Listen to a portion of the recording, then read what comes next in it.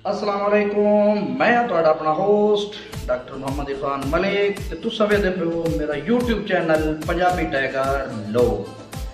साडे इस channel Punjabi tiger लोग ते स्पैशल नित नवें तो नवें दौड़े रिकॉर्ड किए जाते हैं तुसां दोस्तां, तुसां वीरां, तुसां भरावां दी स्पैशल फरमाइशां दे ते तुसां जनाब साडे इस चैनल की सारी वीडियो वेख्या करो, उसनू एंड तक डिठा करो, उसनू लाइक भी किया, उसनू अगे दोस्तों शेयर भी किया। शुक्रिया।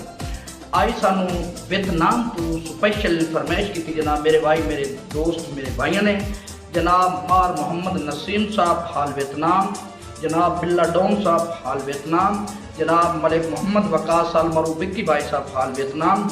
उन्होंने स्पैशल फरमाइश थे चंद कीमती दौड़े भाई। तेरी अखियां वेख के डर लगता है, सानू प्यार जरूर वजना है, पिछे प्यार दे हर शय भुल वजना है, साथे फर्ज हजूर वजना है।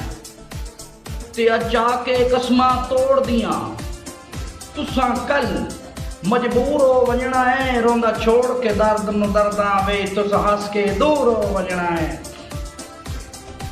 भाई मर सकदा तैनू भुल ना सकदा, तेरा प्यार मेरा ईमान है। मर सकदा तैनू भुल ना सकदा, तेरा प्यार मेरा ईमान है।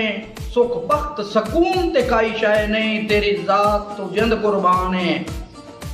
ते देसा नौकरी तेरियां नस्लां दी, वाह दर्द वाह। देसा नौकरी तेरियां नस्लां दी रही, जे ताई बुत च जाने, किसे होर दा नाम मेरे मुंह चो निकले, चल साड़ मन्ने दर्द जबान।